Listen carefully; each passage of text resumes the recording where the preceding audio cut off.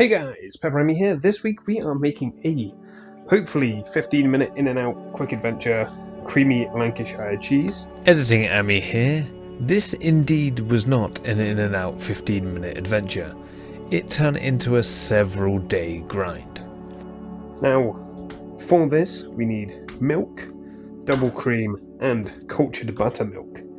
Now we're not going to be adding a culture to this because the culture is going to come from the buttermilk, and I've really wanted to try and make a cheese from just cultured buttermilk because you can do that instead of just buying, cheese cultures and things like that. So to counteract that, we are going to be using slightly less milk because it wants 8 litres of whole milk. Now this holds about 10. So yeah, if I put 8 litres in here and the cream and the buttercream, we will be very much at like capacity of this thing. So we're going to be cutting down the milk slightly to about 7 litres. And then we're going to be adding 900 mils of cream and the 850 of the buttermilk. So probably still going to be same rough amount.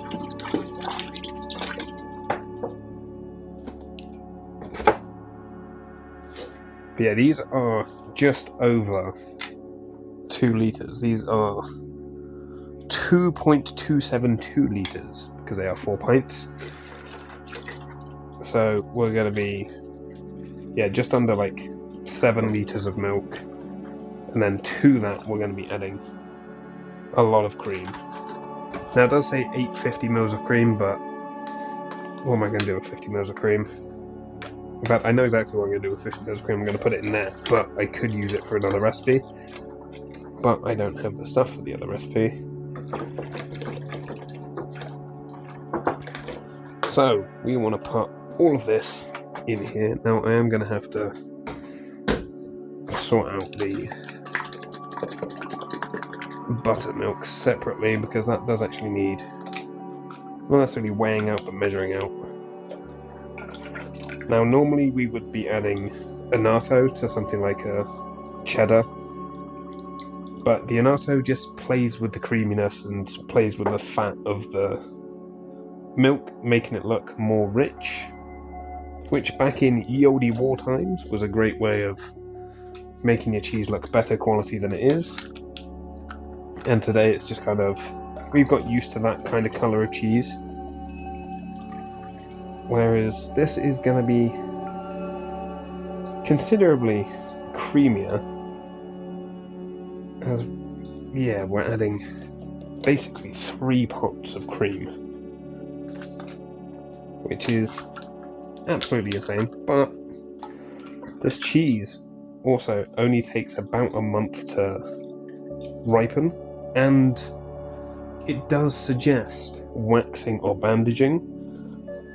It doesn't say anything about, natural rinding or anything like that. So this is going to be the first cheese that I try and actually bandage, which should be an experience, to say the absolute least.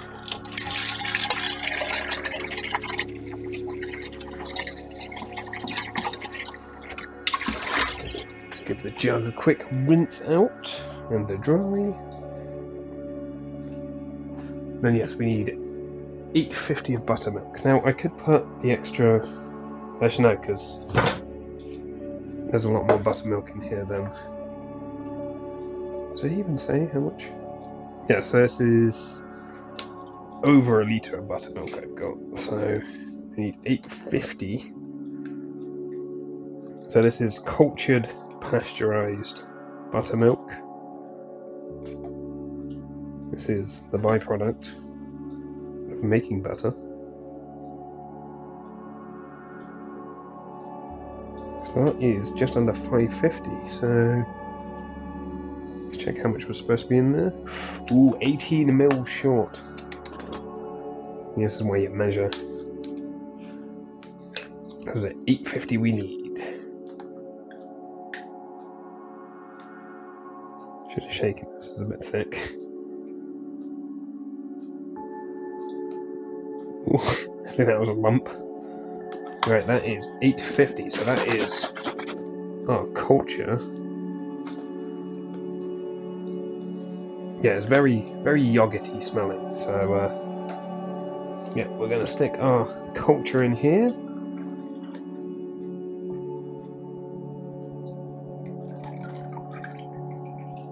Yeah, as you can see, that is very close to... Well, you might be able to see, I don't know. I need to get like a mirror set up behind my camera so I can actually see what you guys can see. Right, so... Oh, that is hefty. So we want to heat this to 30°C. Okay, we are back. It is time to rennet the old milk. Well, milk, cream, and buttermilk. Now, I've done a little bit of research because I was a little bit concerned because the recipe says to use 10 drops of rennet. Now, 10 drops of rennet is approximately half a milliliter. When I make cheddar, I use like 2.5 mils. So this is like a fifth of the amount of rennet, which was a little bit concerning, but according to the internet, it should set it. Fingers crossed. So we want 10 drops.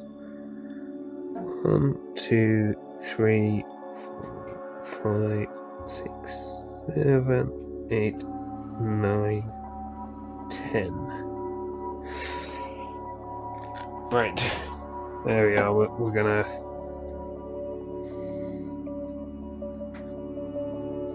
I'm gonna really hope this works. Because so far I've spent about £15 on this cheese. So if this doesn't set, and it ruins £15 worth of ingredients, I'm going to be upset. So we want to give this a bit of a stir. There is a skin that kind of occasionally forms on top, but that is just fine. Then we want to add in our rennet and boiled water, and then give that a little mix, and then hopefully in about half hour, 40 minutes, this should be set enough to cut. Possibly set? It looks like a very loose set, if anything.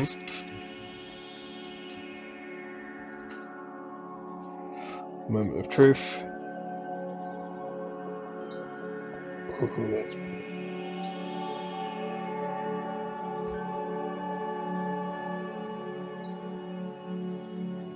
There's not quite a clean break yet. So, despite the fact that it has congealed, I'm not happy saying that is quite a clean break yet. So, give that another 10-20 minutes or so. Okay, it's been about another 15-20 minutes. See the whey starting to pool up on top just there. So let's go in, see if we can get a nice clean break this time. Oh, that's feeling a lot firmer. Oh yeah.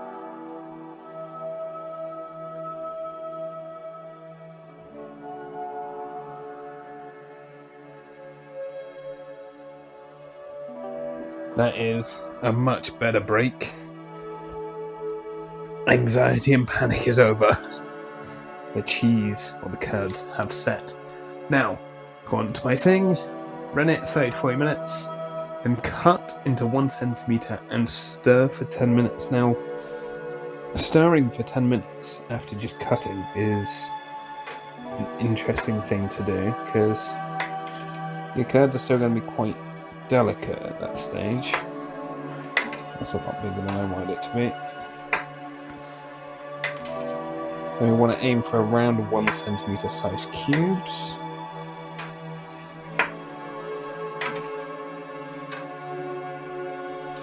See, this is normally, after you cut it, you would leave it to heal. So like, the curds just form better, they become more of their own thing, but say stirring now seems a little bit dangerous because, yeah, you're just going to get the mush like that. Get this out one. Now, the interesting thing about this cheese is you're pressing it for like 2 days,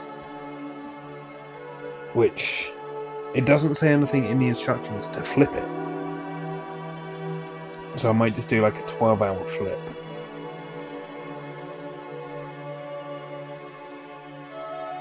I actually kind of want to sneak in for a little bit of a curd taste.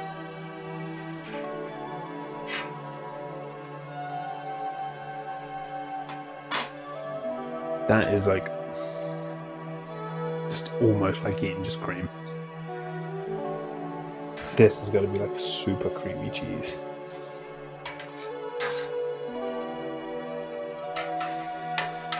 So yeah, now the curd has broken down quite considerably.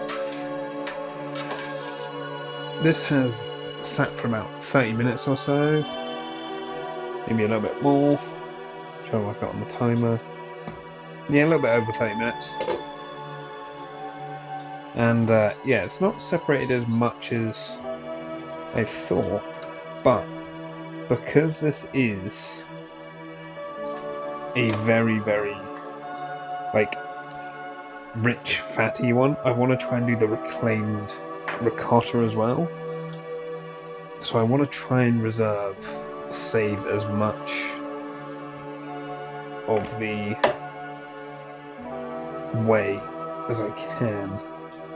Right, so this is our whey draining. Now the problem is I need the pot because, you know, I want to do the reclaimed whey thing. The whole point of this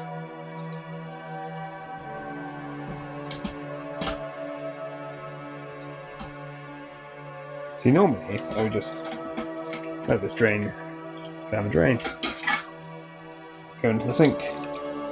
That's fine.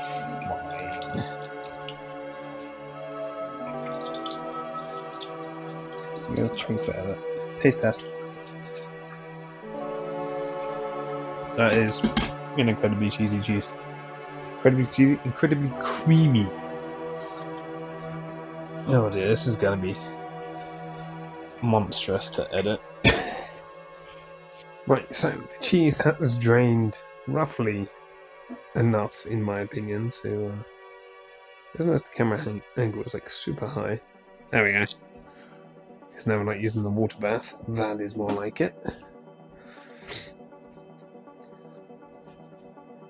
So we want to hope that I've left enough room to get these scissors in.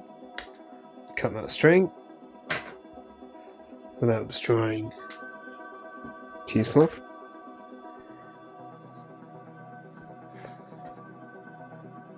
Okay, here we are. This is a very white cheese. Okay, so this is what it's like without any annatto or anything in it. It is a super, super white cheese. Wow. Oh.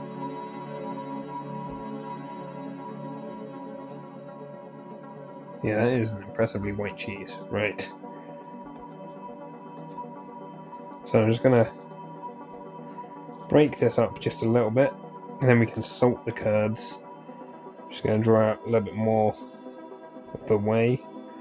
You can feel the fat in this. It is very fatty cheese.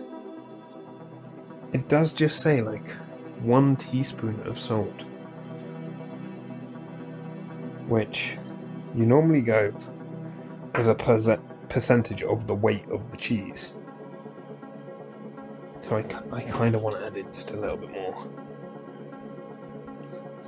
Also, just, I think, in hopes of getting a little bit of that salty, smoky flavour across. So I don't want this to be like a particularly salty cheese, but I do want to try and get some of that smokiness, just a residual smokiness in there.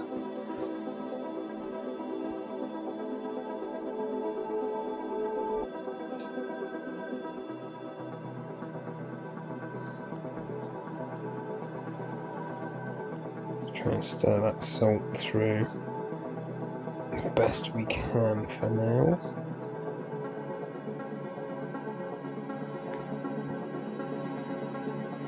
And then we want to start getting this into the mould as well.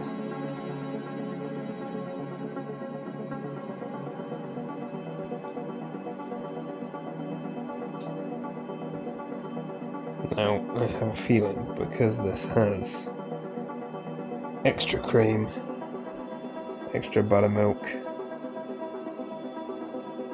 it's gonna be rather full on the mould. Right. Let's make sure I haven't got any on my watch. See if there's any saltiness. Very subtle saltiness, yes.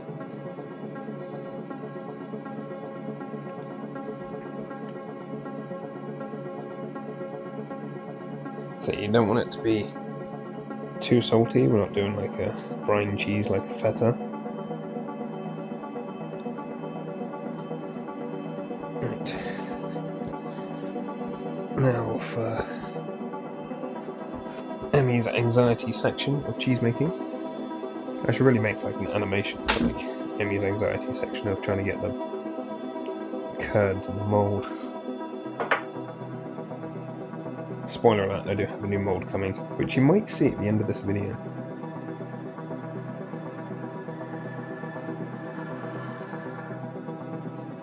Probably turn around and check on the ricotta as well. It is 55 degrees. Now I did go ahead and put the rest of the buttermilk in there. Ah, yeah, you can see there's more weight coming off now. So what I might do is hang that up for another little bit. Right, see if we can get it in the mould. My money is on me. Right, I think that is just going to have to be that. It's just going to be snacking curds, I think. Because, yeah, there is no way we are getting all of that in this. But yeah, like, I really want a bigger cheese press. And I might end up making one at some point. Because for a bigger cheese press, like from the websites that I order my stuff from, it's £250. Or if you don't want supplies with it, it's like £180 for just like a cheese press. So for any Americans out there, it's like $400. And it's like, why? For £30 or so, because I've looked up on Amazon, I could make my own cheese press, which I might end up doing. Yeah, so that's 2 kilograms over what it wants, but it's what I've got to press it at to keep the top of the cheese actually covered.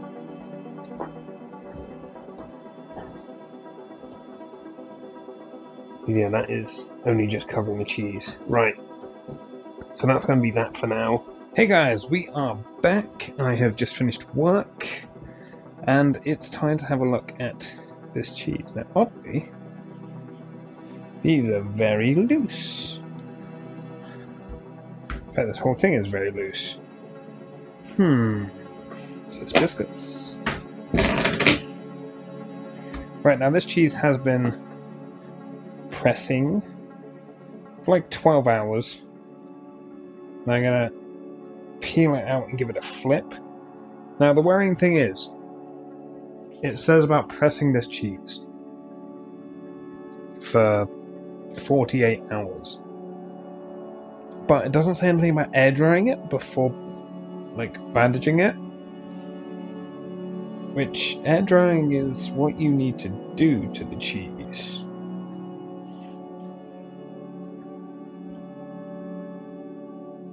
I'm just going to try and tear the top of the cheese up a little bit.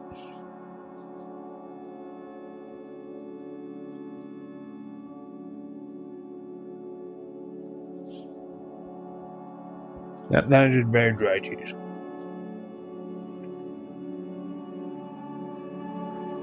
It's not going to stop me snacking on it though.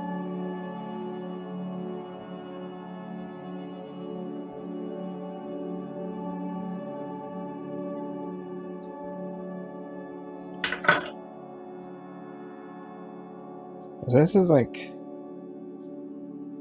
still a very, very loose knit cheese. Like, check out the bottom of it. That is crazy loose.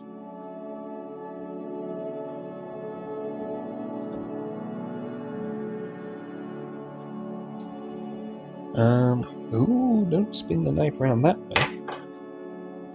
Let's see if I can get some of the excess cheese out of the cheesecloth. Much to Charlotte's horror when she comes to the kitchen and the sink's full of curds again.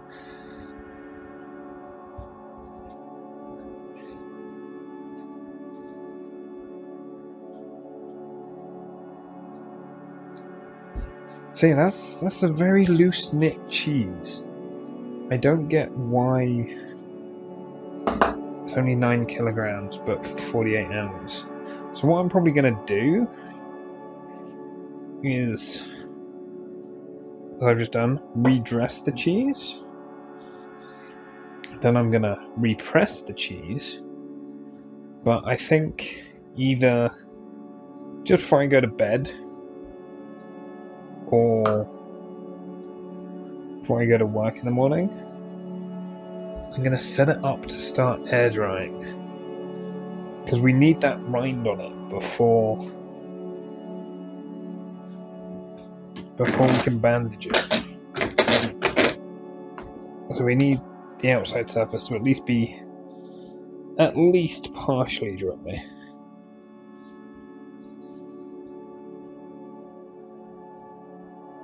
But it has shrunk down considerably. Now I am going to be pressing it a bit harder than it wants to be, but I do want to like seal it, because the problem with bandaging is you do like a layer of butter or not honey, like butter or like fats or something. I'm going to personally be using lard because lard doesn't go rancid, whereas butter will go rancid. So what you do is you like fill the gaps on the cheese. So you like roll the cheese in the lard. If you're vegetarian, it could be an issue doing lard.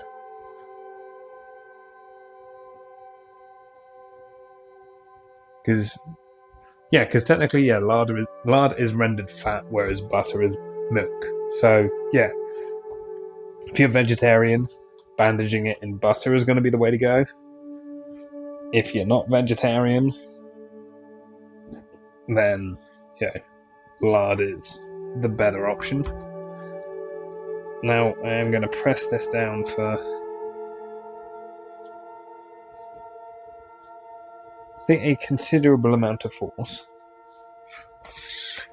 but just to try and seal it up. And then we will air dry it for minimum 24 hours. Now, for big cheeses, because I think this is where the joy of Google AI comes in, because I wanted to check this. So you should air dry your cheese for at least a week before bandaging and wrapping and waxing.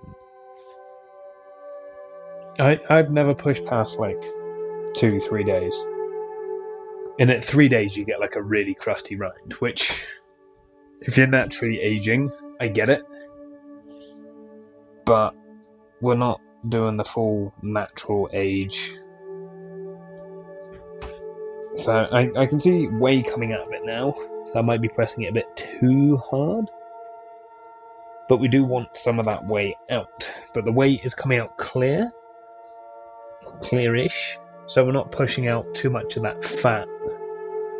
Alright, because I didn't want the video to run too much longer, the bandaging video is completely separate. And this is stuck. This is our bandaged cheese after about a week. Now, to make flipping a lot easier, because we're flipping it daily at this point still, I've decided to stick plate on top, just so we can go. Ta-da! So there's no touch involved. Now there is no signs of any growth on it, which is good. But yeah, this is about a week into the process. We've still got about another 3 weeks to go, but in 3 weeks or so, I'll be back with possibly a taste test of this cheese. I haven't thought about how I'm going to get the layer of